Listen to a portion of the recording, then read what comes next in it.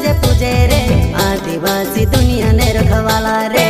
बाप देव खत्री काज पूजे रे आदिवासी सबसे निराला रे।